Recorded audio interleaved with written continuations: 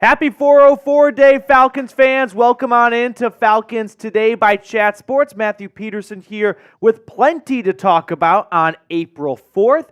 As we have a signing to go over, we've got some draft news and rumors to hit, so a lot to talk about on today's show. But first, it's been all of my Twitter feed today. It is 404 day, the Atlanta area code, and of course, April 4th. So spam 404 if you love Atlanta down in the chat right now. I've got Ty Man the Buckeye here. Grand Limousine, my main man with a $10 super chat. We'll throw that on screen. Petey, what if one of the top projected talent picks falls to us? Grab him or see what there is to offer at 8. I mean, when you're picking at 8, I think you are expecting one of those top projected talent picks to fall, right? Are you talking about like someone of like a Malik Neighbors level? Because I don't think that's out of the realm of possibility of him being there at 8. Although Malik Neighbors was in LA visiting the Chargers and he was house shopping. So I wonder if they told him in the visit, we know what the first 4 picks are going to be, and you're going to be our pick at number 5. So congratulations, you're a Charger. But if J.J. McCarthy were to fall to 8, that would be a very good opportunity for the Falcons to try and trade that selection. If the Vikings, for whatever reason, can't move up to get him, I'm sure they would love to jump. Or the Broncos or the Raiders from 11, 12, 13, all 3 of those teams all the way to 8, pick up an extra second or third, and you could still get maybe the same player you were going to get at 8, at 11, 12, or 13, and an additional second or third round pick. Yeah, I'm all about that Grand Limousine. All right, appreciate your super chat. Thank you so much. Shout out your city for me in the chat right now. Let me know where you are tuning in from. I'm seeing some familiar names and faces in the chat right now, but it's always good to see some new ones. So if you've never commented before on a live edition of the show, make this your first. Let me know where you are watching from. Mr. Fatboy, how do you leave a super chat? Well, I think Grand Limousine would be the best person to ask at the moment. But basically, I don't know if you're on your computer or your phone, but there's going to be an option where it's like a heart with a $sign in the middle of the heart. Click on that. You can select any amount you want, and then we'll throw it on screen for everyone to see.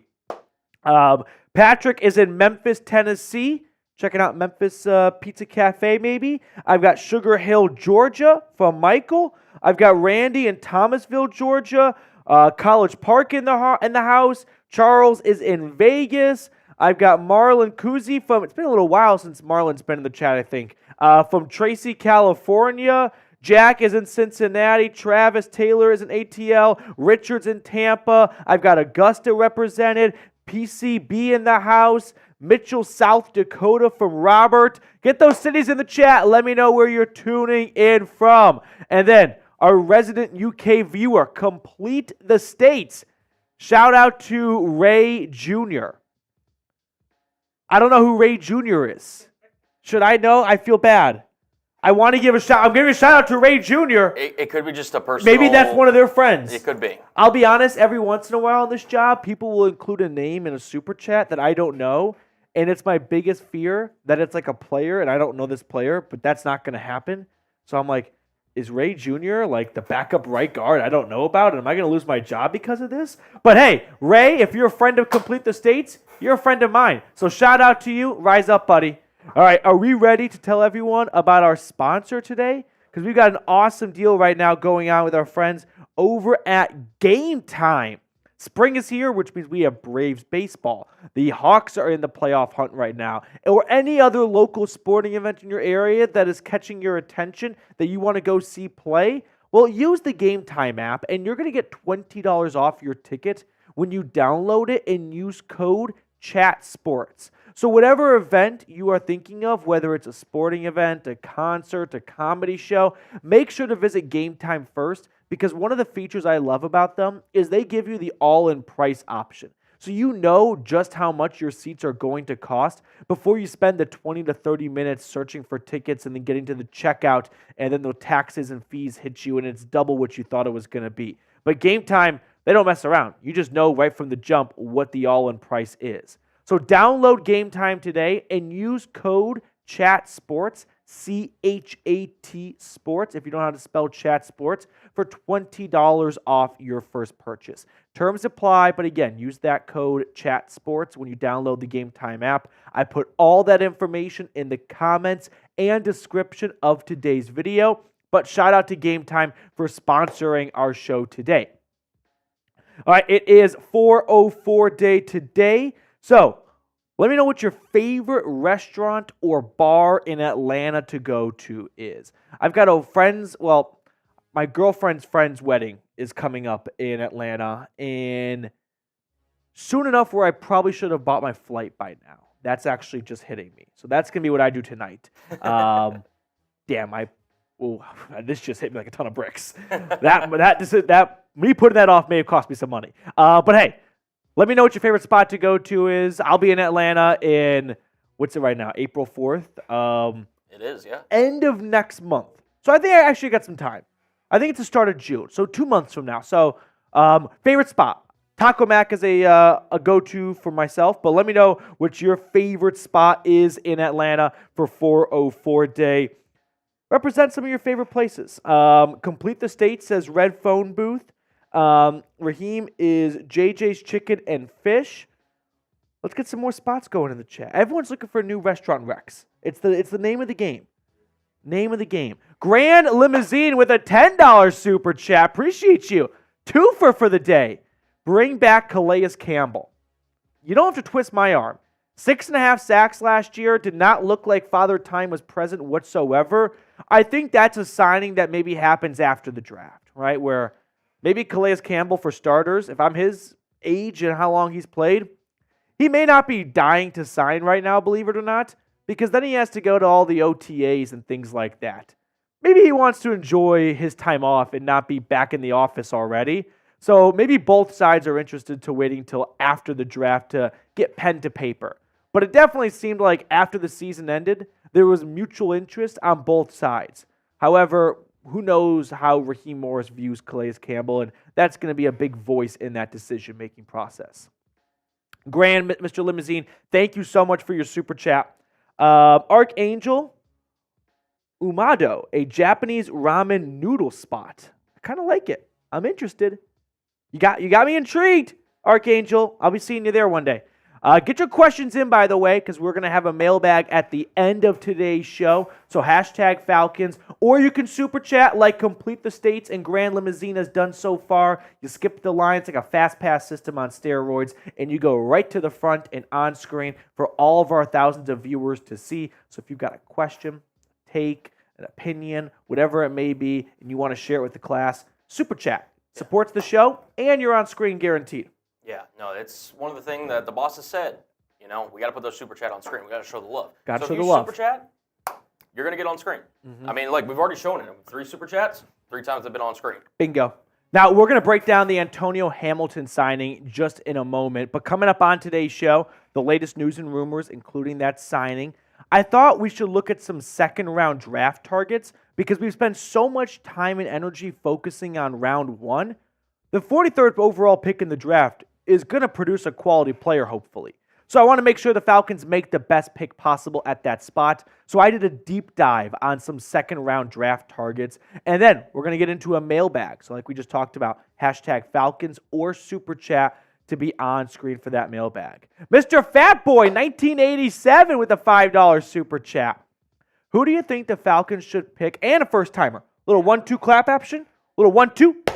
Let's go, Mr. Fatboy.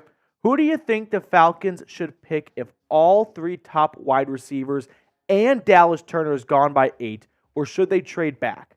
This is a really good question. It's a very specific question. It's a very specific situation that I don't think is going to happen, but I do like where your head's at of like, can we at least be good Boy Scouts and prepare for different scenarios? Because what if it is quarterbacks that go, and we'll include this in the mailbag too, Mr. Fatboy, although I don't think you're fat. What if it's, Caleb Williams, Drake May, Jaden Daniels? Yep. And then number 4 is Marvin Harrison Jr. to the Cardinals. Yep. 5 is Malik Neighbors to the Chargers. Okay. And everything I've said so far is relatively chalk. It's relatively chalk. Okay. Yeah. 6, Giants trade with the Vikings. They go J.J. McCarthy. Yep. Well, not so, no. Because then 7 would be either Rome Odunze or probably Joel Olsen. So let's say that J.J. McCarthy smoke is just that, smoke. Okay. And he doesn't go top 10, and he's this year's Will Levis.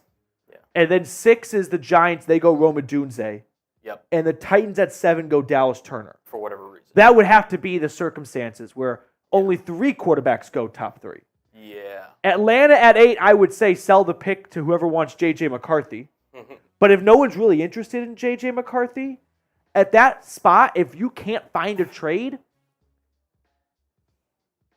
I would think Jared Verse. It's tempting, dude. I don't hate that. Yeah. Maybe Terrion Arnold or Quinyon Mitchell. You've definitely come around more on Verse, but I think Terrion Arnold would obviously complement A.J. Terrell really well. Yeah. Really beef up that secondary. Jared Verse is a nice player, man. I don't hate Jared Verse. And that's kind of the funny thing about the draft process really quickly, and then we should talk about Antonio Hamilton. Yep. If myself or any other NFL pundit says, I really like this guy, well, then the reaction is everyone else at that position group, this guy doesn't like. No, just because I like Dallas Turner doesn't mean I think Jared Verse is bad. It just means they're very narrowly separated, but one is ahead of the other. Mr. Fatboy, we'll break down this question in our mailbag again. I really appreciate the super chat, though. Really good question. All right, let's jump into it. Let's talk about the Antonio Hamilton signing. Producer Cullen, whenever you're ready, here we go.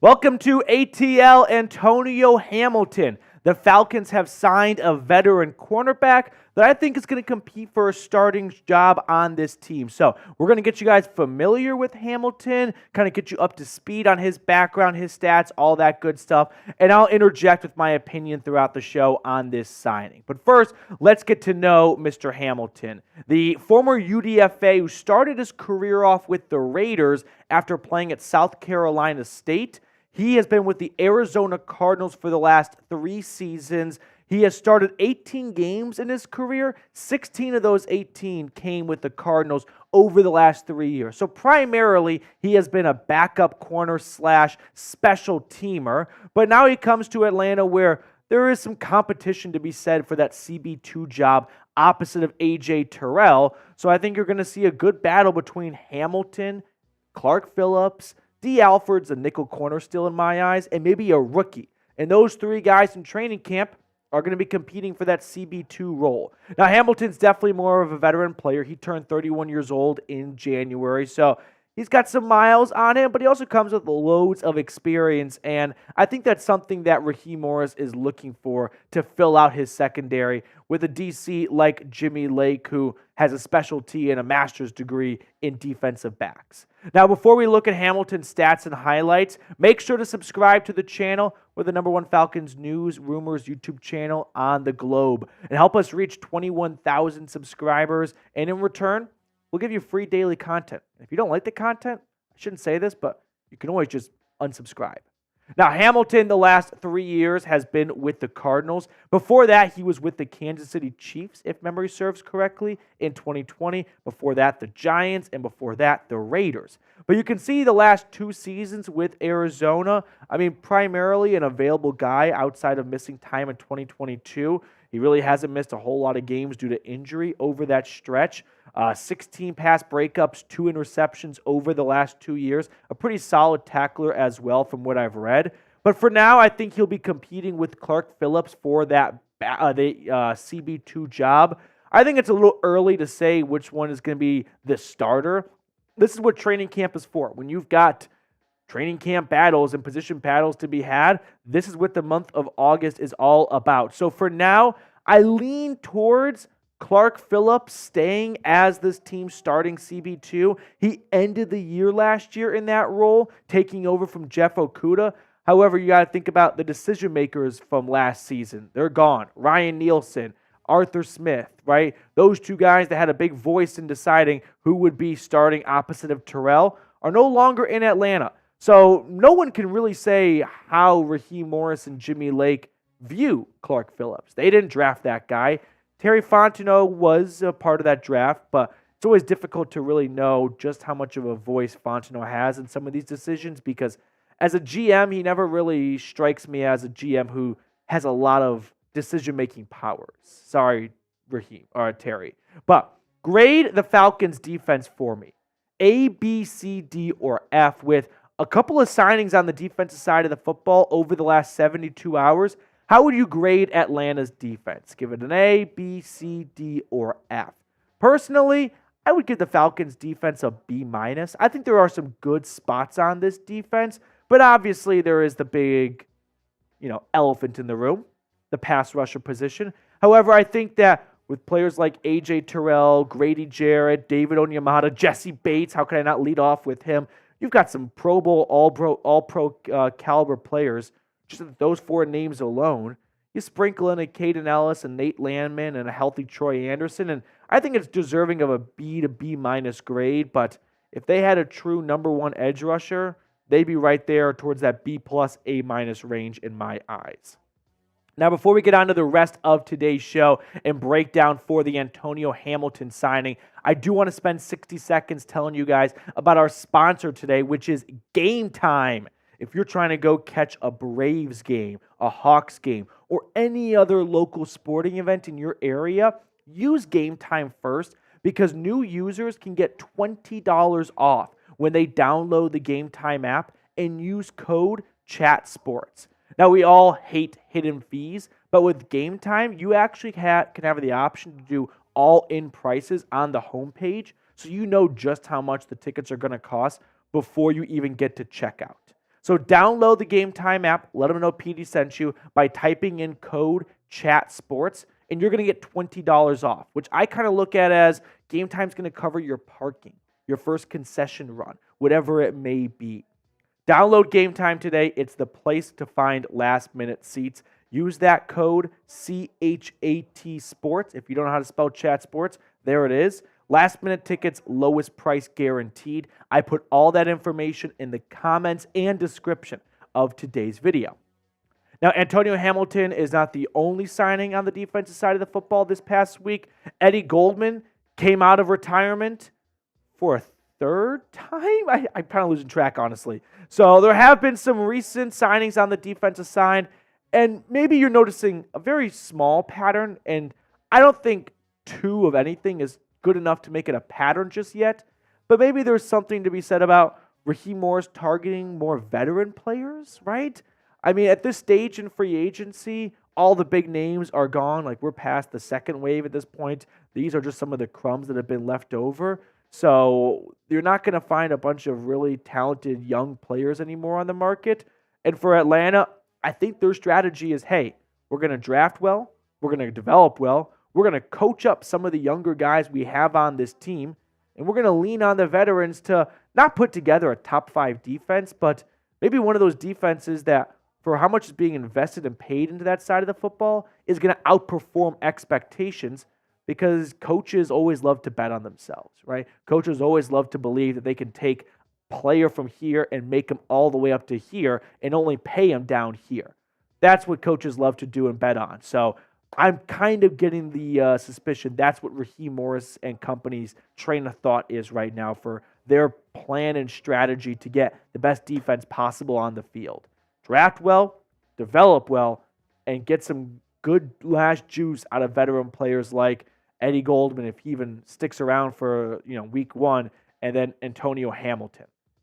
I'll also add, it's another day with no edge rusher. We are not going to stop. We are going to peer pressure the Atlanta Falcons to adding an edge rusher sooner rather than later, hopefully. That's my preference, but it is another day of no edge rusher signing, so just add it to the tally. Now, like I said, if they do want to wait to the draft to satisfy this final need on the Falcons defense, there are some good players to be said. I mean, you've got guys like Jared Verse, Leatu Latu, and Dallas Turner, who I all expect to go in round 1. Chop Robinson and Darius Robinson, to me, those are fringe round 1, early to mid round 2 guys. So if Atlanta, for whatever reason, doesn't go edge at 8, keep an eye on both the Robinsons for pick 43. Now, with that all being said, which pass rusher do you want to see the Falcons go out and draft? My personal rankings, Dallas Turner, Jared Verse, Leatu Latu, Darius Robinson, Chop Robinson. So let me know who you want to see the Falcons draft. But to wrap up the show, we'll hit the news one more time. Antonio Hamilton, the veteran 31-year-old corner who has been with the Cardinals the last 3 years, will provide some special teams experience. He'll provide a booth on that side of the football, and he'll also compete with Clark Phillips for the starting CB2 job. So make sure to subscribe to the channel, and we will see you all later as we get more Falcons news and rumors.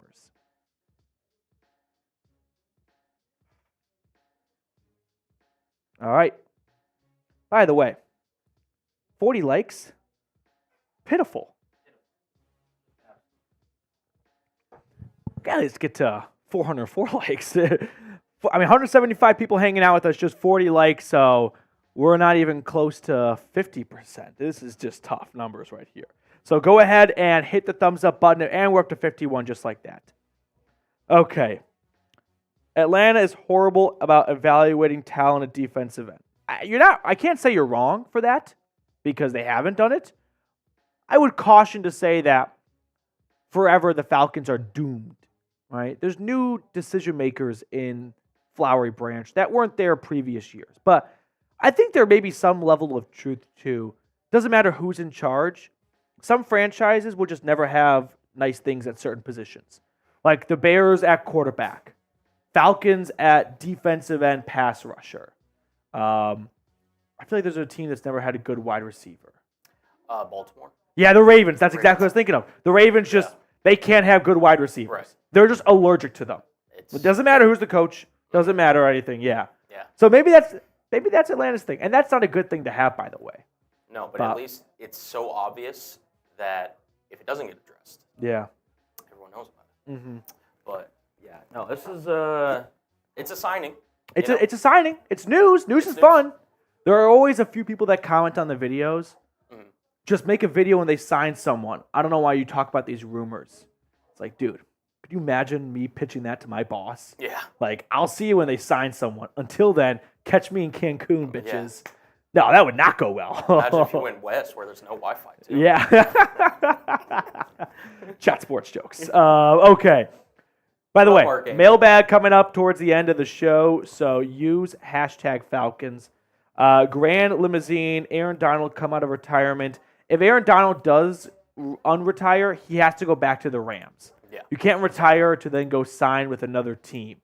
Calvin Johnson wanted to do that, and unfortunately, he could not. Yeah. Matthew Petey fan, my number one man. What's going on, dude? Appreciate you tuning in. I got Archangel. Everyone's shouting out their city. We got some 404s going in the chat. It's good vibes right now in the chat. I like it. I like it. Good vibes in the chat. We came in.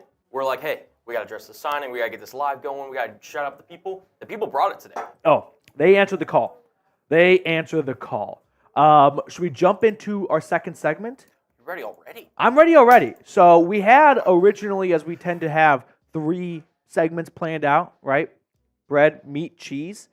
And then we got the Antonio Hamilton signing. So we got some sauce on it. You know what I mean?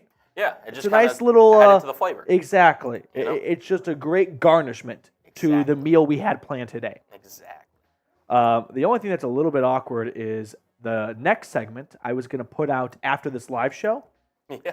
And now I'm going to put out tomorrow because the Antonio Hamilton signing will go out today. Mm-hmm. Now you guys can kind of see how the sausage is made from my perspective. Right. And, I think what you're going to see on screen in just a moment may be dated a little bit by tomorrow.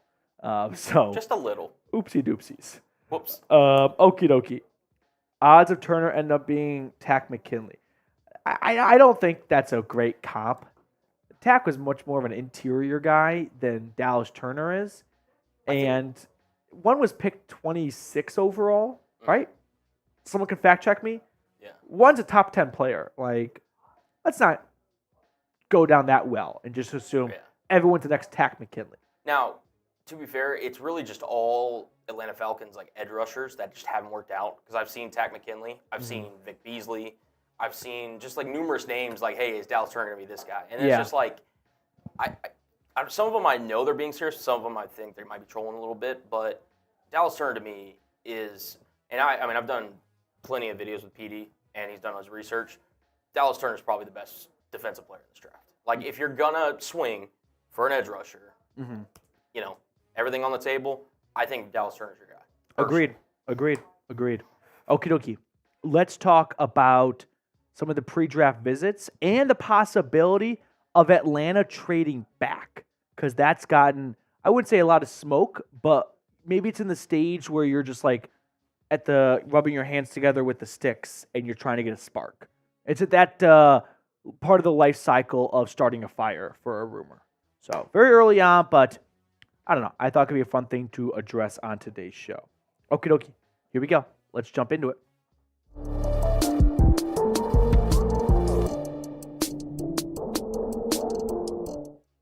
Coming up on today's show, we're going to react to a Falcons pre-draft visit, get you guys familiar with a potential Falcon. I'm not going to say he's a Falcon just yet. And then we're going to discuss the possibility of Atlanta and Buffalo trading and swapping first-round picks. Now, the unfortunate timing of this episode is I was going to put it out on actual 404 day, but then they signed Antonio Hamilton, so this video got pushed back by a day. So now it's 405 days, so it's kind of lost its, lust, if you will. But hit the thumbs up button. Let's get to 405 likes instead. But let's talk about who the Falcons brought in for a pre-draft visit. According to Bleacher Report's Jordan Schultz, Atlanta met with cornerback out of Toledo, Quinyon Mitchell. Now, we don't often see Maction players get talked about going top 10 or let alone even first round, but Quinyon Mitchell, I think he fits the mold and he sells the part of a bona fide DB in this league. He's 6 foot, 195 pounds. And let me just kind of back up from there and say, when it comes to measurements from the combine, I only really care about certain measurements at certain positions, okay? For quarterback, I don't really care how fast you are, right? Tom Brady and Peyton Manning had cinder blocks for feet, and they did pretty well in the league. So I don't care about speed at the quarterback position. But at the cornerback position, I do think that is a position where you can be a bit nitpicky on the size, right? If you're 6 foot compared to 5'9", that extra inch or two, that's the difference between a pass breakup or getting mossed, okay? The 40-yard dash, 4.33 compared to 4.4, that 0.7 of a second, that's the difference between getting burned and staying in coverage with your man. So I do think it's very important to look at measurements for some positions, cornerback maybe being the most important of all. Now, with all that being said, let's get to know Quinyon Mitchell, who is an extremely versatile player that I wouldn't be shocked if you see in the NFL. He maybe even plays a little bit of a safety because he tackles like a linebacker, he's fast like a corner, and has the ball skills of a safety, right? He's kind of got that perfect build and blend and triangle that you look for in a do-it-all DB. And that's Quinyon Mitchell, 18 pass breakups, 2 tackles for loss, 1 interception last year in Toledo. Now, I was looking at some NFL draft big boards to see where they had Quinyon Mitchell ranked. CBS Sports has Mitchell 9th. Pro Football Focus, 10th. NFL Network's Daniel Jeremiah, 13th. Mel Kiper, 15th. So unanimously, we're talking about a top 15 player in this draft. So with that being said, I would not hate this pick if that's the move for Atlanta at 8. I know that everyone wants to see the Falcons go after a pass rusher, and personally, I do too, because I think the combination of edge in round 1, corner in round 2 is better than flip-flopping those two. And that's not always the case. But in this situation, I do think that's the case because I don't think this is a very deep pass rusher class. But I do think you can find some quality corners in round 2. However, Quinyon Mitchell is a special player that I wouldn't be surprised if Atlanta goes, we just can't live without him. After bringing him in for a visit and after watching everything he did at Toledo last year, like take a look at the Atlanta secondary as a whole. You could put him at safety next to Jesse Bates. You could start him at corner opposite of A.J. Terrell. You can get your best DBs on the field for key plays with Terrell, Bates, and Mitchell just roaming the entire secondary.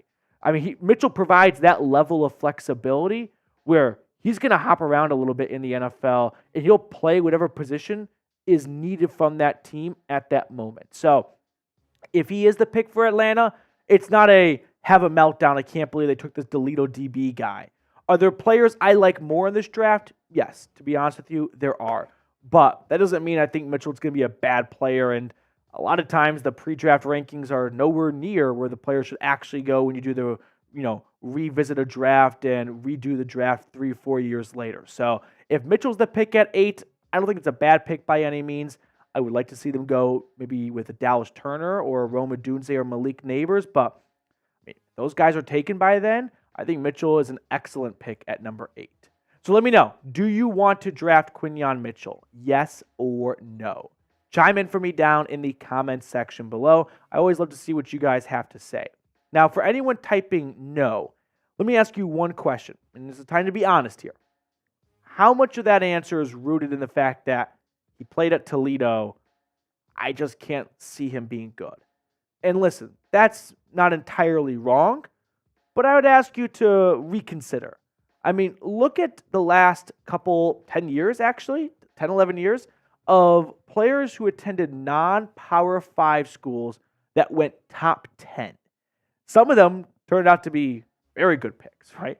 Sauce Gardner, Josh Allen, Ed Oliver, Khalil Mack. Not all of them were great, though. You have your misses, like mostly at the quarterback position, I would say. Zach Wilson, Trey Lance, Blake Bortles, Carson Wentz. I mean, I'm looking at 5 QBs, and only one I would say was a successful pick. Sorry, Blake, being Josh Allen. But if your mindset is there's no way you can be good if you didn't go to a Power 5 school and go top 10, Khalil Mack would like a word. I would say he's been very good. He went to Buffalo, Maction baby. So I'm a believer that just because he went to Toledo doesn't mean he can't be good in the NFL. No, that is false. I do think Quinyon Mitchell, like we're seeing out of Sauce Gardner right now, can be a successful player in the National Football League. Now, next up on the show, we're going to talk about the possibility of Atlanta trading back after the Bills traded Stephon Diggs away. There's been some buzz in the league that they may be looking to trade up and replace him with one of the top wide receivers. So maybe they give Atlanta a call. But before we talk about that, I want to tell you all about our sponsor today, which is Game Time, baby, because we've got baseball, we've got playoff basketball and hockey around the corner, and I don't want any of my viewers to miss out on any of the fun or the action. And the biggest way to miss out is ticket prices are just too expensive, and I understand that. But give Game Time a shot for 2 reasons. One, new users, download the app, use code CHATSPORTS. You're going to get $20 off your first purchase. But another reason is I love their all-in price feature. If you want to know just how much the ticket's going to cost before you get to the checkout stage, well, with Game Time, you can just click a little button, turn on all-in price, and you're going to know from the get-go just how much your price is going to be. So whether it's a local sporting event, a concert, a comedy show, anything under the sun that needs a ticket, Game Time has you covered. So download Game Time today. It's the best place to find last-minute seats. Create an account and use code CHATSPORTS, CHAT Sports, for those of you that can't spell, for $20 off. Last minute tickets, lowest price guaranteed. I put all that information in the comments and description of today's video. So like we were talking about before the read, Stephon Diggs traded from the Bills to the Texans, and part of me wonders, is Buffalo just kind of raising the white flag for a season, going, we're going to get our books cleaned up. We got rid of a bunch of big contracts with Tre'Davious White, Stephon Diggs, and let's attack 2025 and maybe take our foot off the gas in 2024. That would make some sense, but I think inside of Buffalo, that's not the mentality. So I wouldn't be shocked if the Bills are aggressively working the phones to try and trade up in the draft and go get a wide receiver and keep on moving, keep on chugging along with Josh Allen and still feel like, hey, we were in the AFC Championship game a season ago. Why are we accepting defeat? Let's go get young at the position and let's have full confidence and belief that we're ready to compete and win in 2024. So if that's the mentality in Buffalo and they want to go get a new star wide receiver to replace Stephon Diggs, well, Malik Neighbors and Rome Odunze would be a pretty good consolation prize when moving on from Diggs. So what if Buffalo calls Atlanta? And this is just a rough projection for what I think it would cost to move from 28 to pick number 8, moving up 20 spots. The Falcons and the Bills swap first-round picks this year. And in exchange for moving back 20 spots, Atlanta picks up Buffalo's first-round pick next year and their fourth-round pick this year. The Bills are kind of missing some of their day 2 picks, so those aren't available. They don't have their second-round pick next year, and I don't think Buffalo would part with their first and their second this year. But Atlanta walks out of this, sure, moving back 20 spots, don't get me wrong, but they pick up a first-round pick next year and a fourth-rounder, which, to be honest with you, doesn't really sound like enough, right? To go from 8 to 28, I mean, you got to think that first-round pick next year, maybe around pick 28 this year. So giving up a top 10 pick for back-to-back 28th overall picks-ish doesn't strike me as a great deal. But I have one reason why I think Atlanta may consider this trade. And it's a reason that the Bills may very well know and get the Falcons by the balls. If we go back a few weeks, when Kirk Cousins had his introductory press conference, he somewhat slipped up in the way he talked about when he met with certain members of the Falcons coaching staff. And of course, that launched a tampering allegations. And we saw the Miami Dolphins go through that, and they were stripped of a first-round draft pick, fines, and more. So part of me wonders, what if Atlanta is bracing for those tampering allegations to result in the loss of draft picks? And so they are going to be willing to take a slightly below-market trade to get future draft picks because they have a bad feeling they may be losing future draft picks. Do you follow? If they feel like the NFL is going to take away their first-round pick next year, wouldn't be the worst thing in the world to trade back right now, get a future first, so you still have your first-round pick next year via Buffalo. Or if they feel like the NFL is going to come in, take away a second and a third, that's going to stink. But what's going to make up for that?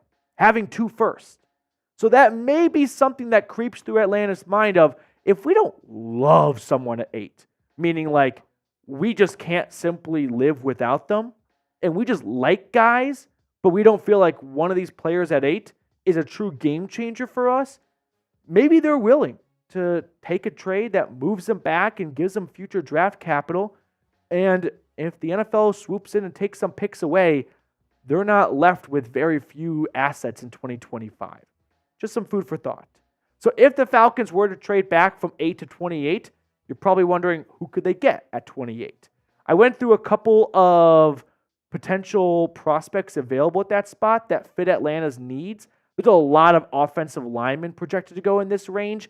I don't see the Falcons going offensive line. They took Bergeron last year. That was kind of the last hole they needed to fill on the O-line. You've got wide receiver A.D. Mitchell, cornerbacks Nate Wiggin and Cooper DeJean, and then edge rushers Leatu Latu and Chop Robinson. Of these 5, the guy that jumps out to me the most would be Leatu Latu, right? I think he fulfills the biggest need for Atlanta, and he comes off an extremely productive season for the Bruins.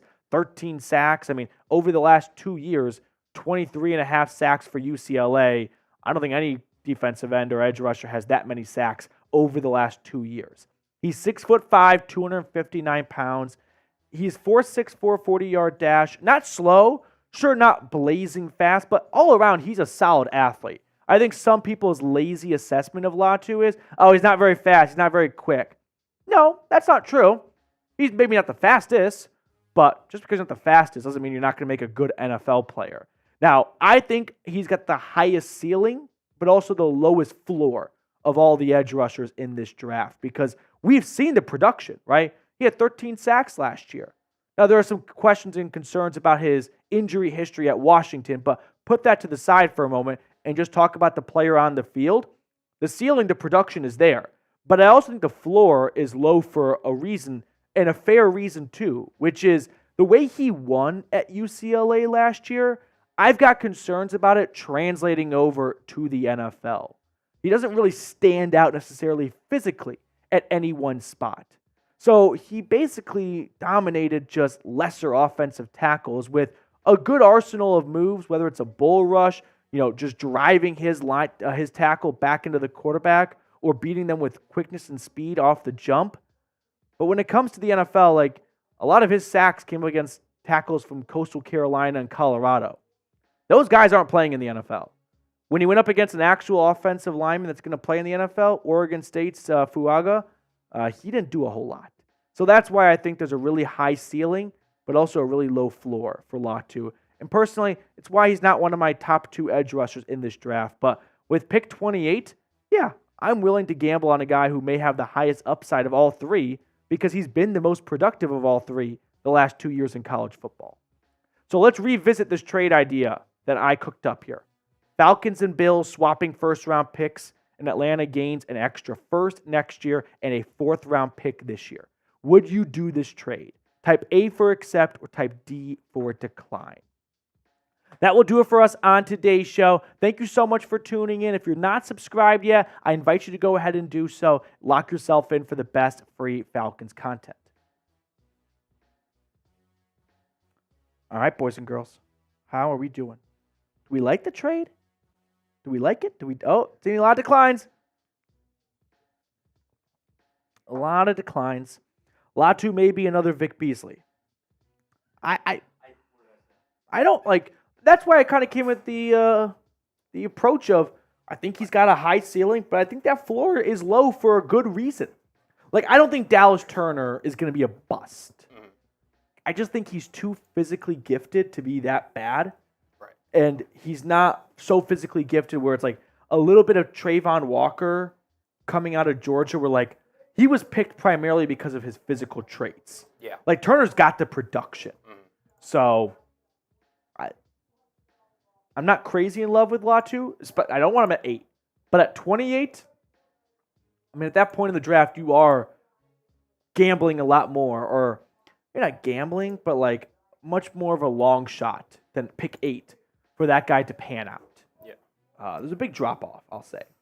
Now, I think I saw the number. Sorry, one last thing. You're good. I think the number I saw today, I forgot where I saw it, was 18 players with a first round grade, which means half of the guys almost going in round 1 are going to be deemed first rounders, but they're not. Right. There's just 32 picks in round 1. So 32 guys are going to go. But it doesn't mean all 32 players are round 1 caliber players. Very true. It just means like someone at 28 had to take someone, and they're going to be labeled a first rounder. Yeah. But the talent between 28 and 38 is not very big separation. So maybe a double trade. But the talent from 28 to 18 is a much bigger gap. Right. But like in your scenario, if they trade all the way back to 28, it may make sense just to be, you know what? Let's acquire maybe a second round. I get that. I do it. My approach to the draft, I would say, is I do like quality over quantity. I think getting a lot of picks is super fun. But remember when like the Rams got all those picks when they traded with the Redskins so they could go get RG3? Yes. Remember the Rams got like 3 future first. They had all their picks one time go out and be captains when they played Washington. Right. None of those guys amounted to anything. Right. Well, so like it is matter, who your front office is. Yeah. 100%. But like, I don't know. I think we've seen GMs, throughout the NFL be able to capitalize on guys that are valued later than the first round, because ultimately that's where you really separate yourself as a GM. Yeah. A lot of times if you're picking, like you mentioned, in the top 18, top 14, whatever, as long as you do your in-depth stuff, you usually have a pretty good chance of hitting on whomever. Now, it's not perfect, but the real GMs that separate themselves are the ones that are able to hit second, third, fourth, fifth, sixth, etc. So it does come down to personnel in the front office, but I don't think it's the craziest idea in the world. But I do get what you're saying, that obviously you want better players. Yeah. I mean, good players win this league. That's the thing, is like fans, how do I want to eloquently put this? GMs believe that they are God's gift to football, and that if they have a bunch of picks, they can make them all work. I get that. Right? Fans tend to want earlier picks because they overvalue players. They overvalue draft picks, I would say. Okay. Like, fans tend to believe, because we have the 10th overall pick, it's going to be a Pro Bowler. yeah, every single draft gives us hope and promise that we're going to draft 5 Pro Bowl players. Right. It's usually somewhere in the middle. Okie dokie. Let's, I said okie dokie like 10 times. I'm banning that word from my vocabulary.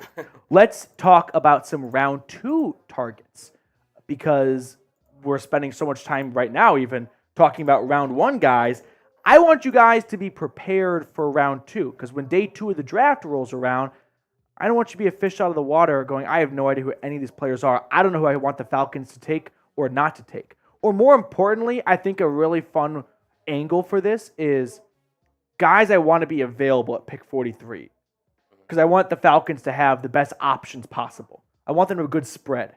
There's nothing worse than walking up to the buffet and the thing you want isn't there, and the kitchen's like, it'll be back in soon. I don't want soon. You want it now? I want the French toast sticks now. So let's get into it. Let's talk about some round 2 draft targets.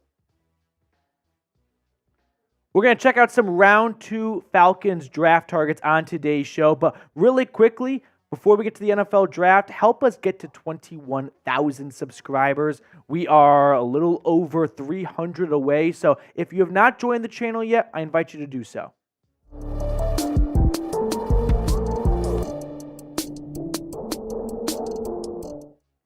I thought for today's show we could look at some round 2 draft targets for Atlanta, because we spend so much time discussing and scrutinizing and nitpicking what Atlanta should do with pick number 8 that I think we're kind of forgetting they have another pick in the top 50 in the draft. And so it's probably worth doing some homework ourselves on who they could be going and targeting with pick 43. So let's kind of put a pin in pick number 8 and let's look at pick 43.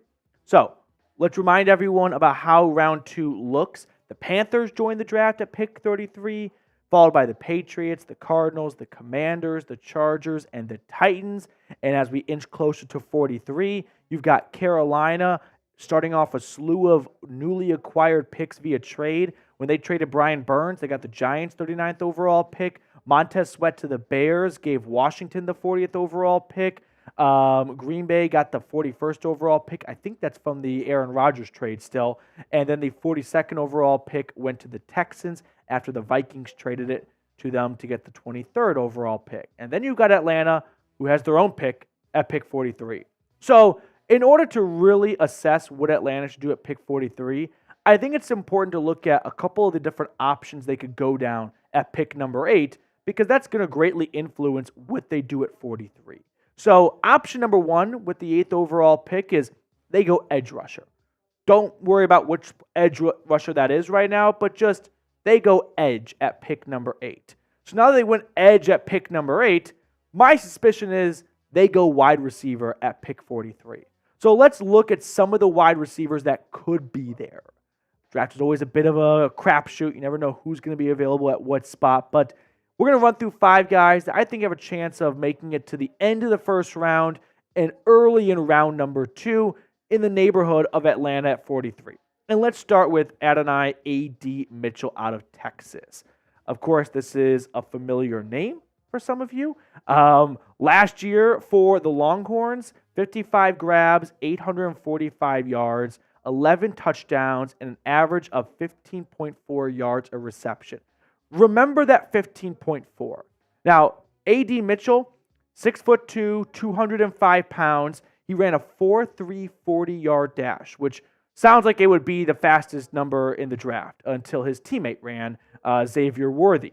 Now, he is a downfield target. At Texas, the way the Longhorns used him, he was a downfield vertical threat. His average depth of target, meaning how far from the line of scrimmage he was when the ball was thrown to him, was 16.8 yards. Think about that. Like, he was 17 yards away from the line of scrimmage every single time Quinn Ewers or Murphy threw the ball to him. He is a big play machine guy. He is not someone that was being utilized on 3rd and 7s to pick up the tough first downs. Now, maybe the NFL, a team will utilize him in a different way, but I do think this is a good starting point to kind of assess and get to know A.D. Mitchell. Now, as for his teammate Xavier Worthy, very different style of player. Don't just merge the two. Could not be more different. Xavier Worthy is a smaller speed demon, gives me tons of traits and memories of Devontae Smith coming out of Alabama, but just not quite as, to be honest, good. I mean, there's no other way to put it. Last year, and this is not a slight at Worthy, we're talking about the Heisman winner, Devontae Smith. But last season in Austin, Worthy had 75 grabs for over 1,000 yards and 5 touchdowns. Definitely has to work on the drops. That's something that really jumps out when you talk to people around Texas football. Yeah, there's a lot of things I like about Xavier Worthy's game, but the ball control focus and the catch radius is something that needs to be worked on in the NFL. Now, Worthy is 5'11", 165 pounds. That's what he weighed in at the NFL Combine. He ran a 4.21 40-yard dash, NFL record, right? He is a niche player, meaning I don't think Xavier Worthy in all 32 offenses would produce similar results.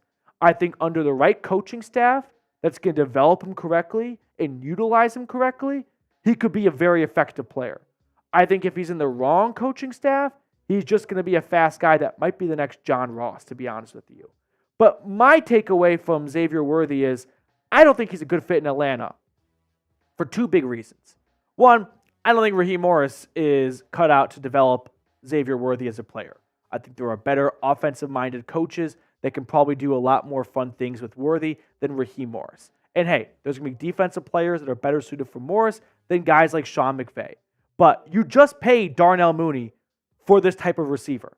3 years, $39 million. Darnell Mooney is a sub-6 foot, really fast, vertical threat receiver. So getting 2 speed demons, I don't think really rounds out your wide receiver room and fills in all the missing puzzle pieces very well. Then there's the history element. And I looked back and I checked out wide receivers that are under 175 pounds and had 800 or more receiving yards in a season. And Devontae Smith has done that every single year in the NFL. Before that, though, you had to go back to 1998 for James Jett. So, unfortunately, there is a lot of truth to if your frame just isn't that big, it's going to be tough when you go up against some physical corners. Now, if Xavier Worthy can put on 10 pounds, like that might dramatically alter his NFL career. But as of now, I think he's unfortunately more of a track player than a football player. All right, before we get on to the rest of the round 2 targets, let me fill you guys in on another sponsor we have here at Chat Sports. It's our good friends over at Prize Picks. Prize Picks is the #1 daily fantasy sports platform in North America because it's super easy to use and it's got really easy withdrawals, which I know is what everyone thinks about the most. Because once you win big, you want to get your money, right? And with Prize Picks, you can do that. Now, the way it works is you pick 2 to 6 players and then choose more or less on their projected stats. Now, what does that mean in English? Well, let me give you an example of one I used on Thursday when we filmed our live show, which is airing on right now. I took the less on Weathers and Lance Lynn for half combined runs in the first inning. Cha-ching, baby. Took the more on Nikola Jokic at 13 rebounds, and then I took the more on Miles Wood at 2.5 shots on goal. Don't really have no idea what I'm doing here, but it just sounded like a very feasible thing to get 3 pucks on net. So if you like my selections and you want to make your own sometime, download Prize Picks and use code CLNS for a first-time deposit match up to $100. Because I love you all, I put that link in the comments and description of today's video. But download the Prize Picks app today and make sure to use code CLNS for a first-time deposit match up to $100. Moving on to our third wide receiver for end of round 1, early round 2 range. Georgia's Ladd McConkey. So Ladd McConkey is a bit of a tough prospect to crack because the production last year at Georgia really wasn't there. But there's a fair reason. He was injured. You go back to 2022 when he was much more healthy, 9 touchdowns, 762 yards, and an offense that really wasn't predicated on the pass, right? That's not what Georgia's bread and butter has been over the last few years under Kirby Smart. Not saying they can't throw the football, but I don't think you think of Georgia when you think of air raid offenses. Now, McConkey, 6 foot, 186 pounds, so much more filled out frame than Xavier Worthy. And he also ran a blistering 4.39 40. So he's got good size, 6 foot, 186, and he doesn't sacrifice any speed as a result. Now, he wins with his route running abilities and his elusiveness. The loose, lazy comp I've seen tossed out there is he's a gadget player. I don't know many 6 foot, 439, 40-yard dash gadget players. I think he has more upside than just a gadget player. I do think he is a guy that's going to hang out near the line of scrimmage, and that's where he's going to do a lot of his damage. And listen, you've got Drake London for the deep balls to do that for you. Darnell Mooney is a vertical threat. Wouldn't be the worst thing in the world to get a player that can hang out near the line of scrimmage and help win over the middle a little bit. I think Ladd McConkey is very much in play for Atlanta. For one, I think A.D. Mitchell and Xavier Worthy likely go round 1. Every single year in the draft, we come across a player that falls that no one expected. Maybe it's one of those two guys, maybe it's not. I wouldn't say I'd be surprised if McConkey went round 1, but I don't think I'd bet on it. So I think Ladd McConkey fits the mold of someone that could be there at 43 and also helps out the Falcons wide receiver room by bringing something they don't really have in any of their top 2 guys at the moment. Now, do you want to draft Ladd McConkey? Yes or no? Do you want to keep the Bulldog in the Peach State? Or do you feel like, hey, watched enough of him at Georgia, ready to go get a different wide receiver? Chime in for me down in the comments. Moving on to our 4th fringe receiver for round 1 to round 2, let's go with the Gamecock Xavier Legette. Now, Xavier Legette has a bit of a complex profile to break down here, and I'll explain why in a moment. But first, when you look at his 2023 numbers, this should be a guy that should be talked about as a lock for round 1, right? 1,200 yards, 71 receptions, 7 touchdowns, an average of 17.7 yards a reception. Why is he even in the conversation for round number 2? Plus, I'll add in, he's 6'1", 221 pounds, and he ran the same 40-yard dash that Ladd McConkey did, except he's 1 inch taller and 40 pounds heavier. So really, why is this guy even remotely considered to be available in round number 2? Well, the issue is he's only got really 1 season of experience. Up until 2023 in Columbia, he had a grand total of 42 grabs in his first 4 seasons at USC. He didn't even arrive at South Carolina as a wide receiver. So he's still learning the position, which is why I think Xavier Legette would make a lot more sense in a wide receiver room that doesn't need immediate help, but maybe next year, if they plan on moving on from a veteran, they could have Xavier Legette step into a larger role after he kind of redshirts his first year in the NFL. I don't think that's a good spot for him in Atlanta. I think if the Falcons go get a wide receiver at 43, with Kirk Cousins' body clock ticking away, they're not really in a position to let Xavier Legette take a season or 2 to develop, whereas another team may have a little bit more flexibility. So I do like Xavier Legette as a player, don't get me wrong. I just don't think Atlanta at pick 43 is really a good fit for either party. Now let's move on to our 5th and final fringe receiver. Let's go with Keon Coleman out of Florida State. So I think Coleman's got a good chance of being there at pick 43.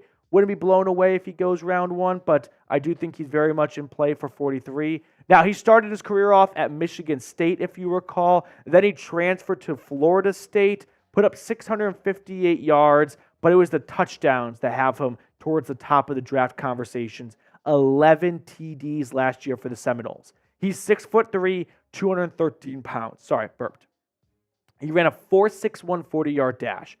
That really turned off a lot of scouts and GMs. However, when you watch him play, I bet if you told Florida State fans he ran a 4.61 40, they'd slap you across the face and say you're lying. Because with the pads on, he's much faster than that. So I'm willing to buy in. He may have just had a bad day in Indianapolis. I'm not going to write it off his NFL career because of one February afternoon in his underwear running at the Lucas Oil Stadium field. Now, NFL.com's player comp for him, by the way, is Drake London. I don't know if the Falcons need a second Drake London. I'm saying second style of player, right? Everyone would love to have a Drake London. But, don't you think they might want to diversify their portfolio a little bit and not go get another jump ball receiver when they've already got that in London? Which is why I don't think Coleman's a perfect fit for the Falcons at 43. Now, when you look at some other receivers that could be there from rounds 2 to 3 guaranteed that I don't think are going to go round 1, Michigan's Roman Wilson, Malachi Corley, Devontae Walker, Troy Franklin, Jalen Polk, Brendan Rice, Ricky Pearsall, and Jermaine Burton. So just some other names to put on your radar. I'll add this right now. I would not assume wide receiver is a lock at 43 if they go edge at 8. As we just kind of went through, there is a bit of a no man's land of is he going to be there at 43? If A.D. Mitchell's there, awesome. If he's not there, is there anyone else we really like at 43? And maybe we don't force a pick at 43 and we go get another player, and then we circle back to wide receiver with one of our 2 third-round picks. That's just something to put in the back of your head. All right, option number 2 is, let's say Atlanta goes wide receiver in round number 1. And everything we just talked about is somewhat irrelevant because they don't need a wide receiver in round number 2 anymore. Okay? If they do go get Malik Neighbors or Rome Odunze, then I think all eyes are on edge rusher in round 2. And I would not want to see them wait a much longer to go get an edge rusher. My concern is I don't like the round 2 edge rushers. My mantra has been, you don't have production in college, I don't think it's going to translate to the NFL very well. If you cannot beat offensive tackles in college football, you're going to have a tough time beating the NFL offensive tackles. So for that reason, I kind of cross off Chop Robinson, cross off Marshawn Kneeland, and that leaves me with one guy, Darius Robinson from Mizzou, who team captain last year, SEC player, 43 tackles, 14 tackles for loss, 8.5 sacks, 42 pressures. I don't think Darius Robinson's going to be the next great edge rusher in this league. I'm sorry, Darius. I do think he has the potential to be a starting defensive end that can contribute anywhere from 7 to 9 to maybe 10 sacks a season. Is he going to be leading the charge at the top of the sack leaderboard? No, I don't think he is. But at pick 43, you're not going to find that guy most likely. So you're hoping to find someone that can at least be a part of a good community effort to bring down the quarterback. He's 6'5", 285 pounds, so a much bigger defensive end that he's not going to dominate with speed, but he's going to beat you with his strength, right? He's going to have strong hands. He's going to throw offensive linemen to the side, and he may not always track down the fastest, most mobile quarterbacks, but when he does get his long arms on you, you're not leaving his cobra grasp. So that's one name to keep an eye on for round number 2. Option number 3. Let's just say the Falcons go rogue in round 2, meaning whether they go wide receiver or edge rusher in round 1, they decide we're not going to do the opposite in round 2. We're going to go attack a different position group altogether. Here are 5 names that I think could be rogue candidates, just kind of whoa, didn't see that coming. 2 defensive tackles, Jerzon Johnny Newton from Illinois, Florida State's Braden Fisk, 2 cornerbacks, a familiar face, Kamir Lassiter from Georgia, and then Kool-Aid McKinstry from Alabama, and then another Bulldog to go along with it. Mostly because just the way Raheem Morris said, I'd love to have some Georgia Bulldogs on this team at the Combine. I don't know. Maybe he's going to try and win the fan base over with the draft pick and a bit of a pander pick. But one name that I want to kind of just put on your radar for round 2 is the cornerback out of Athens, Kamari Lassiter. So last season for him, 3.5 tackles for loss, 8 pass breakups. Doesn't quite have the elite ball skills, I think you could say. And that's probably why he's not a round 1 guy, but more of a round 2 guy. But he's got good size, 5'11", 186 pounds. So he's not too small or undersized. 4.65 40-yard dash. Not the best speed, to be honest. He's a sticky cornerback, though, that can play in a variety of schemes. And so I think that's something that maybe Jimmy Lake, the new DC, and Raheem Morris will really value. But this could be in play for Atlanta at pick 43 if they decide, let's really re-up the depth in our cornerback room. Now, who do you want to pick at 43? I've blabbered on for the length of an Office episode, but let me know who you want to see Atlanta go out and get. If you enjoyed today's edition of Falcons Today, consider subscribing to the channel. We're going to keep you guys up to speed and in the loop on all things Falcons draft leading up to the NFL draft.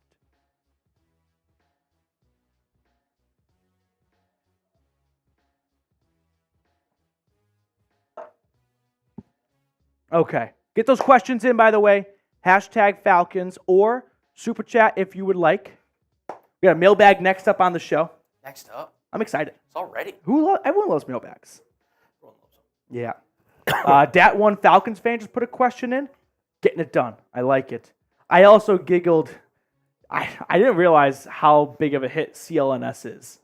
But evidently there is a fan base just for the Prize Picks read. No kidding. Yeah, oh, believe me. You want to spend a night and complete the state's home? It's just going to be use code CLNS. So that made me laugh when I was like trying to keep my composure mid-video. That's awesome. Matthew Petey fan, Taylor Heineke got a pay cut. And QB3 is still open. Will they draft a QB? Heineke did take a pay cut. That is true. To stay on the roster, there's no way he was going to stay on for that price tag. I thought he was going to get cut for sure. But pay cut kind of gets you 85% of your desired result, and you don't have to find 2 new quarterbacks since you traded Desmond Ridder away. Will they draft a quarterback? I think there's a possibility. I do.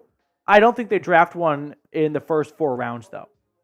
Like, the big selling point for Atlanta to get Kirk Cousins was you can retire a Falcon. We'll give you guaranteed money for 2024, 2025, and even 2026. That was a big, on a honesty level, we really believe you can be here long term. Whereas Minnesota thought we can give you 1 more year. How much do you think Kirk Cousins will like if he comes to Atlanta because of that belief of him being their long-term QB, and 2 months later, not even, they go out and draft a quarterback with one of their first few picks? That probably is not going to sit very well in the locker room. Probably. So I don't think it's impossible that they draft a quarterback. I just don't think it's going to be with one of their early picks. Archangel with a 10. Oh, man. Archangel, longtime viewer. I don't know if there's anyone who's more active in the comment section than Archangel. Man, whew, that fires me up. Thoughts on us double dipping with grabbing Jared Verse first round and going Renardo Green cornerback second round, both being from Florida State, since the wide receiver position is much deeper this year. I mean, look at the Rams. I haven't done a whole lot on Renardo Green. I haven't really seen him be a second round guy, but I'll do my homework on him for you, Archangel, and I'll give you a better, more informed answer on another show. But thoughts on double dipping Florida State Seminoles? I think Jared Verse is a good player, so I'm not going to say no because of him. I just don't know enough about Green to give you an honest answer. I kind of could see a path where Atlanta, waits on wide receiver till round number 3. Maybe they go back-to-back wide receiver in round 3. They like 2 guys, we don't know which one to get. Why not both? So 2 things. Yeah. Archangel, he is a loyal commenter. Oh, big-time loyal commenter. Big-time loyal fan of the channel. Yeah. We appreciate it. He is a big Jared Verse guy.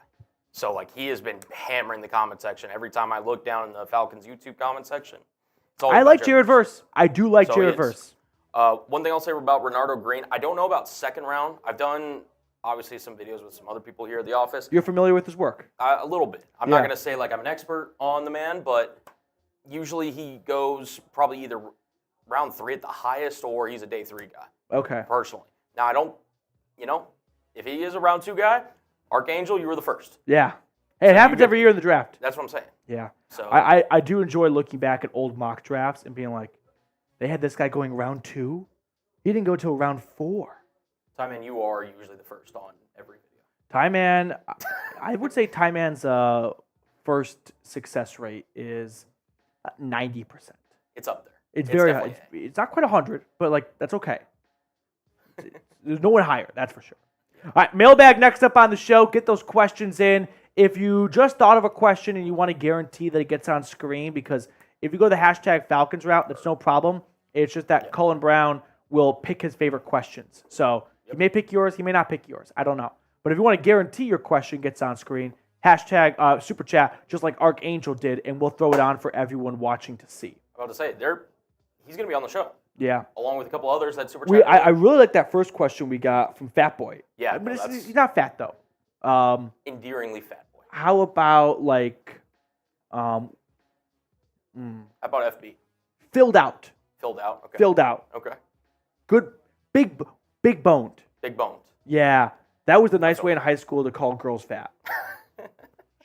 She's big boned. That was the lunch table. Wow. Yeah. Yeah. I won't say descriptive. who we talk about, though. That's No. too mean. Never. Would never do that. Never. Okay. We got Parker Davis asking questions. I like it. Boys and girls. Yeah, feel free. Okay. I mean, it could be Big boned or not. Yeah, it could be anything Falcons related. PD is down to talk some Falcons. It's the reason we're here. We are in the studio. We're here to chat it up with you guys. So anything that you're kind of curious about, just use hashtag Falcons. And if it's a good question, throw it up. If it's a super chat, it's getting on. Bingo. Okay, let's get into it. Let's get into our Falcons mailbag for today. 1 sec. Take a sip of water if I have any left. Okay. 117 people tuned in, 105 likes. Job well done. I don't want one more like. I'm very content with that like ratio. Jason. I started to read Jason's. I think he put a typo in. Listen, I think Jason Greenway is going to put his chat or his question back in there. Make sure to include Jason's. Maybe a good last question to end on, because he deleted it, but I think I know why he deleted it, and it brought a smile to my face. Okay, here we go. Let's do it.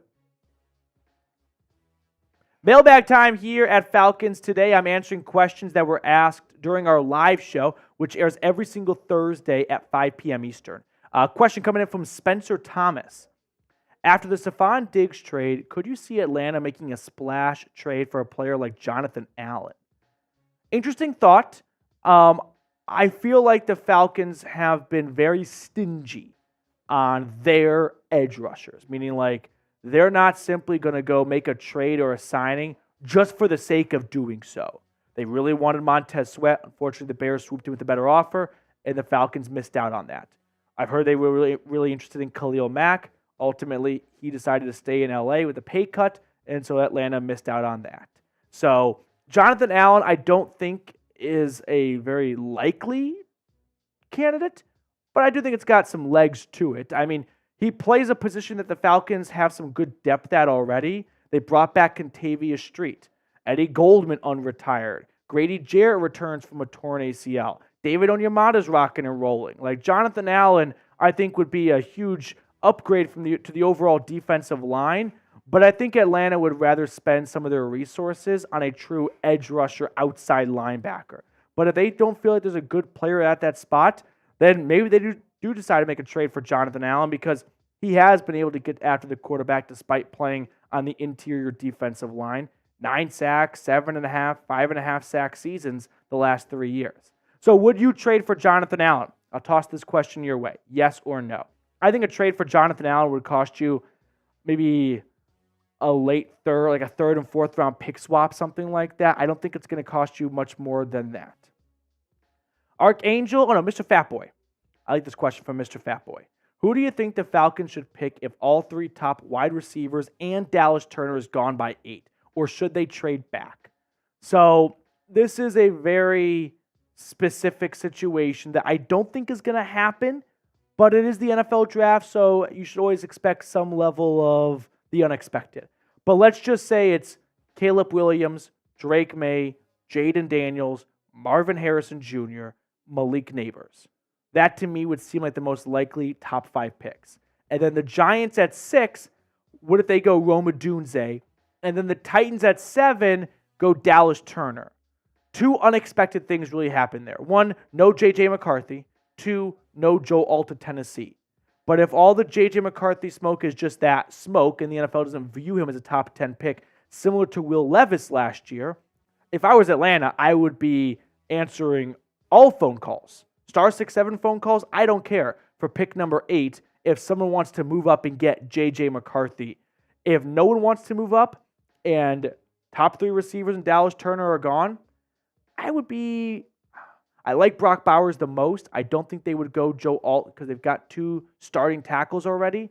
So maybe it's Jared Verse. Maybe that's more of a not best player available pick, but the best player at your biggest need at edge rusher. So Jared Verse, I think, would be the selection in this case, Mr. Fatboy. Archangel, thoughts on us double dipping with grabbing Jared Verse first round and going Renardo Green cornerback second round, both being from Florida State, since the wide receiver position is much deeper this year. I mean, look at the Rams. I'm not opposed to Jared Verse. I would prefer Dallas Turner, but I do like Jared Verse too. I think they're both good picks either way. I don't think Renardo Green, though, is a round 2 guy. This seems more like a round 3, maybe even round 4 type of player. So that's, to me, seems a little bit on the earlier side for him. Trey1222. Petey, what player would surprise you the most being drafted by Falcons in round 1? Trey, good question. Surprise me the most? I would go with Brock Bowers, right? That's got a possibility of happening because, Brock Bowers is someone that could go top 10, right? I'm not going to name a guy that would go round 2 or something like that. But Brock Bowers, great player. I think he's going to make a phenomenal tight end for some team. I would be shocked if it's Atlanta because I think they don't want to give up on Kyle Pitts. I think they want to see how Kyle Pitts plays with an actual quarterback in Kirk Cousins compared to the last 2 seasons. So for me, I think Brock Bowers would blindside me if he was the pick at 8. Not because he's bad, but because there's been very little chatter or talk about him to Atlanta, and I think Kyle Pitts deserves another season to prove he is worthy of being that 4th overall pick. Now, we're going to look at some more questions in just a moment, so don't go anywhere. But first, I want to fill you guys in on our sponsor today, which is Game Time. You should not have to worry when you're trying to get tickets to all the fun sporting events coming up, whether it's baseball or playoff basketball and hockey. So don't miss the action because of ticket prices. With Game Time, you can get killer last-minute deals and all-in prices for all the big events. There is nothing more frustrating than spending time searching for the best ticket prices, which is why you should give Game Time a shot. They have flash deals and zone deals. If you want to get tickets in a specific section, check out their zone deals and see if you can get the lowest price guaranteed. Download Game Time today and use code CHATSPORTS for $20 off your first purchase. Now, what I love about Game Time is the all-in price feature, where you can actually see how much your tickets are going to cost before you get to the checkout part, and then you hit with all those fees and taxes. So download Game Time today. It's the best place to find last-minute seats. Create an account and use code CHATSPORTS for $20 off your first purchase. Terms apply, but again, create an account and redeem that code CHAT SPORTS for $20 off. Download Game Time today. Last minute tickets, lowest price guaranteed. I put all that information for you all in the comments and description of today's video.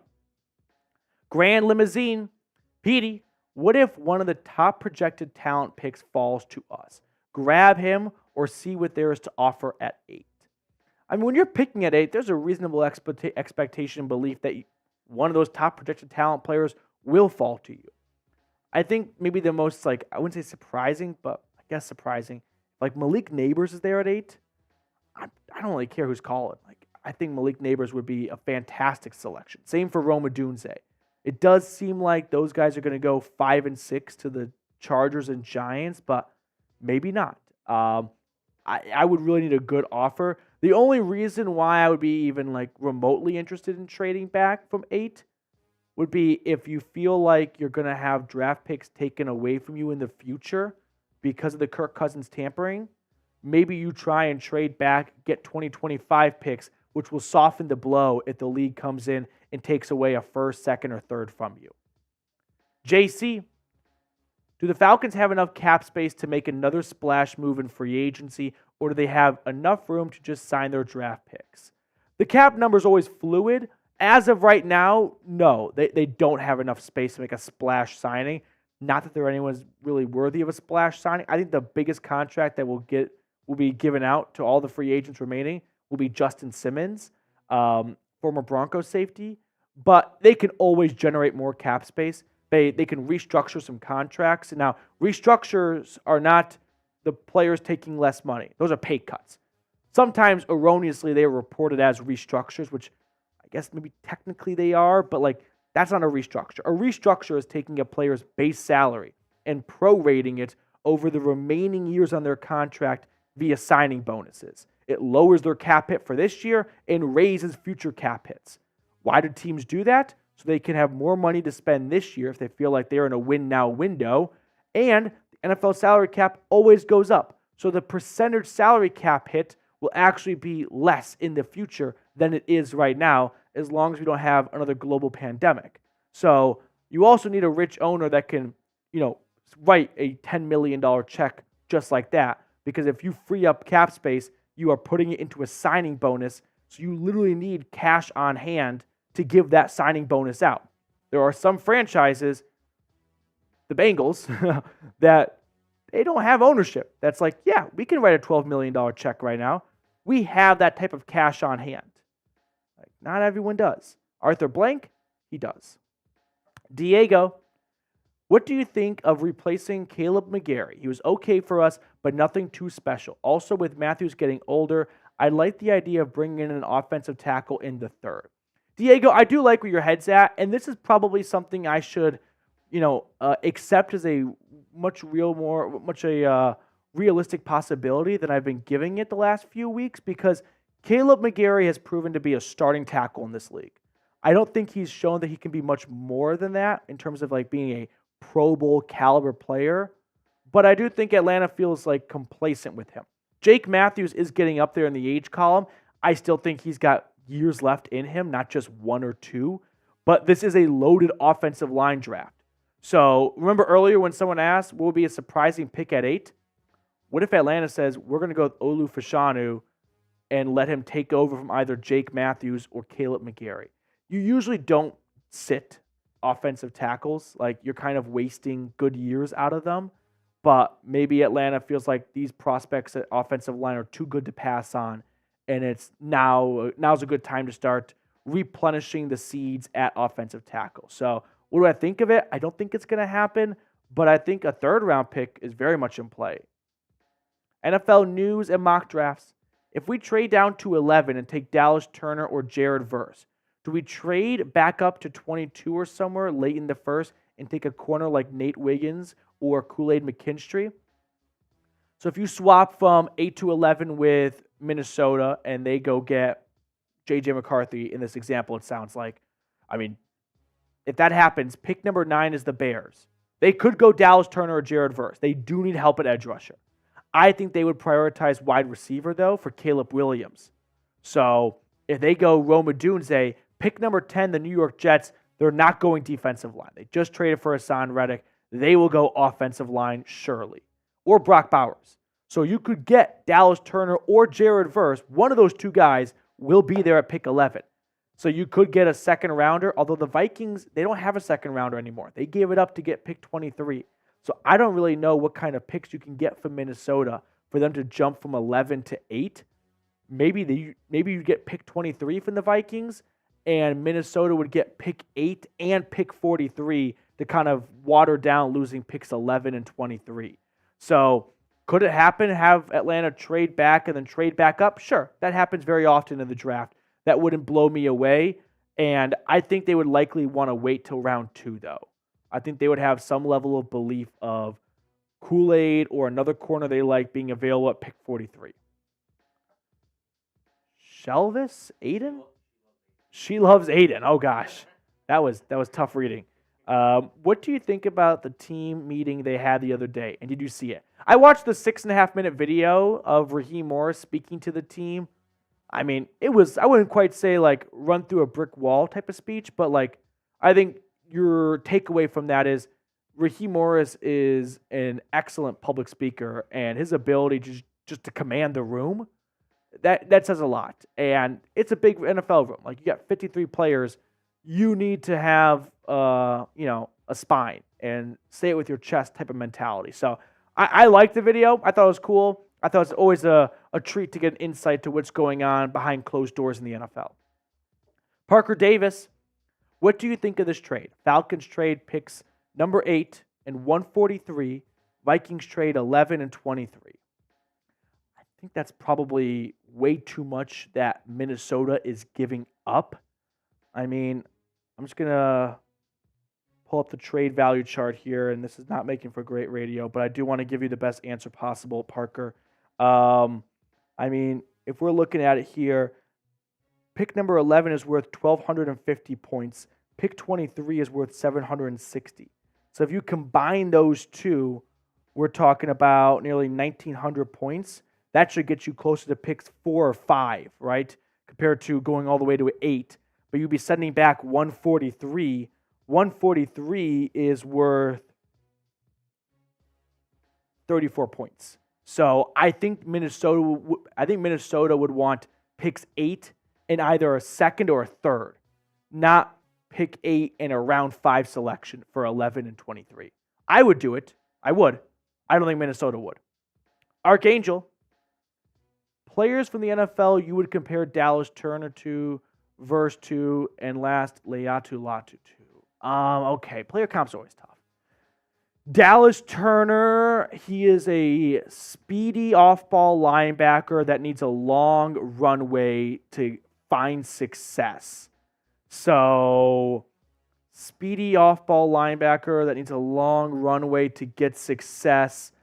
What about, that's not TJ Watt, Khalil Mack. That's not Trey Hendrickson. He wins more with power. I like Trey Hendrickson for Jared Verse.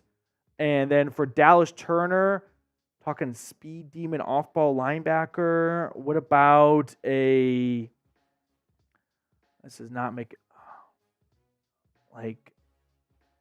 no, Micah Parsons is more of a well-rounded guy than Turner is. Dallas Turner, oh boy, we are losing views by the second. Latu is a well-rounded, kind of gives me vibes of maybe more like a Hassan Reddick. No, because Hassan Reddick was maybe Hassan Reddick to Dallas Turner, and although Turner's much faster than Reddick, and Latu is more of a he's not as strong as Khalil Mack. These are bad comps. He's not Khalil Mack. Khalil Mack is Khalil Mack. I'm bad at player comps. Every player is so unique that it's tough. So Archangel, shitty answer. I'm sorry. Jason Greenway, appreciate all your work. CLNS, do you think third time's a charm for Eddie Goldman? At least bring some depth. I kind of want to know who is initiating these reunions. Is it Eddie Goldman? And if so, why do the Falcons even say yes? Have they not learned their lesson? Or is Atlanta begging Eddie Goldman to come out of retirement, hoping this time he stays? So that's my first big question here. Do I think third time's a charm? I would envision that Eddie Goldman has to have more serious thoughts about returning this time than he did the last time, because why come back for a third time if you weren't really interested? So I think he'll make the roster. I think he's talented enough if he's still interested when September comes around. All right, that will do it for us on today's show. The Archangel question is really going to just captivate my mind for the next 48 hours. I'll give you a better answer in the comment section, Archangel. Fucking Dallas Turner comps. I always need a list of names in front of me. That's the other thing. Guys need names. We need teams. That's how my brain operates. Yeah, no, I was trying to look. I'm looking at names right now. And it's so, I think it's cheap to say, oh, it reminds me of Myles Garrett. No, Myles Garrett's a physical specimen. No one reminds you of Myles Garrett. Here's a name for you. If you want one. Okay, I'm looking myself right now. I was gonna say, I think maybe Nick Bosa's fast. Yeah. Dallas Turner's fast.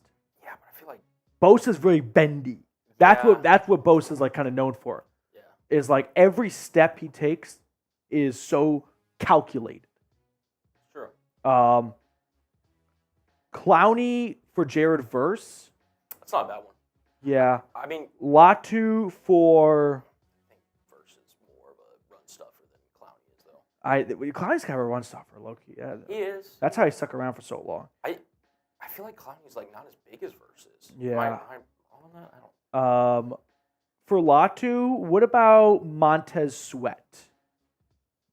Montez Sweat? We hate that? We like that? Don't mind it. Okay. Don't mind it. Yeah. Honestly, I can't wait to see in the YouTube analytics the drop off in audience. Archangel, you cost me my job there, dude. Here's the thing. I'm just kidding. So we're still live here. We Yeah. are an hour and a half in. Shout out to you guys for staying up here. If you guys, I'm gonna put Petey on the spot here a little bit. Do you think if you were to have more time and you were to really dig in on some draft prospects and maybe give some player comps, do do you think you could do it for some Atlanta Falcons targets? Maybe not like, deep round guys. Like you don't have to compare the 7th round running back that you take. Yeah. But maybe just some guys that like Dallas Turner, Terrion Arnold. Like, again, your guys. Yeah. But just give them pro comps. I kind of like that idea. Would you guys like it? Type Y if you want to see that for yes. Would that be a good video? Yeah. Type Y for yes. Type N for no. I know if you're still here, by the way, you are a real one. But Top 10 Falcons draft targets, NFL player comps. And they're NFL player comps. Boom. I think that's a pretty good video. Let me know. And I'm going to give some shout-outs, too. So Trey says yes. Ty-Man says yes. Archangel says yes. Green Cat says yes. If you're not interested, though, let me know. Because I don't want to waste our time. Me making the video and you just like, I don't want to watch that. That's a stupid subject. Randy says yes. Matthew Petey fan says yes. Sammy says yes. This will be my homework. Yes. I'm off tomorrow and Saturday. So I'm going to come in much more like knowledgeable on the player comps. Because player comps are very tough. And the reason why is players don't play the same way in college as they do in the NFL. No. And that's what makes it difficult. Right. Because you're trying to make the jump, the leap of based on their skill set in the NFL and in college, I think they'll be like this guy in the NFL. Right. Whereas there's a lot of instances like where colleges, let's take defensive line for example. If it's not a great defense, they'll put their best defensive lineman in what's an advantageous position for them. Defensive end, right? Get the quarterback. But in the NFL, he may not be a defensive end, right? He may be a defensive tackle. But because his college defense needed him at end, that's where he went. Or like left tackle, that's where you put your best offensive lineman in college football mostly. But you may not be a left tackle in the NFL. Right. But you were a left tackle at, BYU because that's what they needed help at. Right. So that's what makes it really tough. Wide receivers. Maybe at that college, they didn't run a very extensive route tree. And their offense was very simplistic of, hey, get the ball out and get to your first read. But in the NFL, this guy's going to have a whole different type of offense to work with. 100%. And it'll be a very different type of player. That's why I struggle with player comps because I think if you look at the way they play in college and think, okay, who's like that in the NFL? You're making a big leap that player in college will still play the same way he does in the NFL. It's a projection. Exactly. So it's a challenge, but Petey, if something in life isn't challenging, it's probably not worth doing. Mason B, the milk in the refrigerator expired today. I say toss it. The wife says it's still good. What do I do? I'm a big expiration dates are recommendations. They are suggestions. Okay. I think they put the expiration date a day or two early for two reasons. One, they don't want to get in trouble of if you get sick off of it. Right. And it was good by the day you had. Yeah. Two, if they move it up a day or two and you throw it away, what are you going to do? Go buy it. Exactly. So makes sense. I've always looked at expiration dates of like, hey, it's not going to hurt you on that day if you have a day afterwards, but it may not taste as good as it usually does. Right. I cooked burgers last night at home. I had 2-week-old bacon. You Google how long is bacon good for in the fridge, it says 7 to 10 days. The bacon I had just wasn't as good as usual bacon is, but I didn't get sick off of it. So if it smells bad, then don't do it. Yeah. Now, having said all that, I once gave myself food poisoning. First time living solo after college. Yep. This is actually really sad. Didn't close the fridge. Suction? Yeah. Didn't get the suction. Yep. It was just loosely closed. Yeah. Didn't really notice it. Yeah. Came home after work, cooked myself some baked chicken. Ooh. 3 days out of commission. Salmonella. That's right? That's no it was awful. I've only gotten food poisoning once. It was the first time I ever had sushi. Oh. So I was sworn off sushi for a minute. Yeah. But, yeah. Okay. Well, that will do it for us on today's show. I do want to end with just Sammy Riot. Could you see Troy Anderson more defensive end than middle linebacker? I can't, but let me, Sammy Riot, toss a different proposal to you. Troy Anderson, Nate Landman as your inside linebackers, Caden Ellis bumped to outside linebacker. Get your 3 best linebackers on the field at the same time. What a crazy concept. What do we think? Yay or nay? Okay. weird question, but PD, is there an NFL player you could beat up? No. Not a single No. one. No. I do have, I wouldn't say nightmares, but fears of the players I speak maybe negatively towards on the show walking through the front door one day. Yeah. Like I mean, to be fair, if they get through dude, if you ever see this building, it's not too. I think sometimes we lose sight of I think as fans we tend to think of players in headshot form and in their uniforms, right? That's like the most common way we see NFL players with their pads on Sunday and their headshot from ESPN that gets posted on every single graphic, right? Right. When you see an NFL player in the flesh, in person, not in pads, and they're just like a regular Joe on the street, they are massive. Huge. Like, you're like, whoa, you're dressed like me, and you're 4 times my size. Yeah. Like, when they're in their pads, it's almost like that kind of makes sense. They're gladiators in that moment. Yeah. But when you catch them in street clothes, and they're not in their pads and jerseys, and they just are, human beings like you and I are, then you're kind of reminded, oh, you're a human, and you're that big. Yeah, it's like the comparison thing, right? Because like you said, it's gladiators amongst gladiators. Yeah. And then it's just regular Joe Schmoes. Like and I'll add one more thing. I think sometimes fans and the GMs have several disconnects.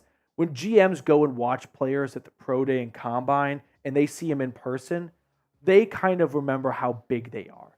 Fans really rely on stats to make their opinion on players. Not often do they go, that guy's 212 pounds. Like, that's can't get over that. You know what I mean? GMs, after seeing them in person, they walk away thinking, that's a massive human being. I want him as my offensive tackle. Right. But you don't really get that feel when you just look at stats. It's kind of like especially wide receivers, where you're like, that guy had 9 touchdowns, this guy had 6 touchdowns. I want the 9 touchdown player. Yeah, but when you look at the 6 touchdown player in person as a GM, you're like, he's that big and fast. I don't care. He'll work for me. Exactly. Yeah, no, I think that's all good points. Yep. Hopefully they never come bursting through the door. Let's put it that way. Yep. Complete the States. Haven't done an April giveaway. I think I'll save one to the draft. I just think with the draft being the last Thursday of the month, it would be very chaotic to try and keep organized all the entries throughout the month. And I'm just going to set myself up for failure if during the draft I'm breaking down pick 43 and I'm also like, Colin, remember Complete the States, put 2 more entries in. Like, that just seems like someone's going to get upset because I forgot about them. And I'm going to forget about them. Yeah, me and PD both don't have the greatest memories in the world. No, so that would not end well. No. I just know that right now. It would not. All right, we will let you guys get on with the rest of your Thursday. Thanks for hanging out with us. We'll sign off, and we'll see you all later.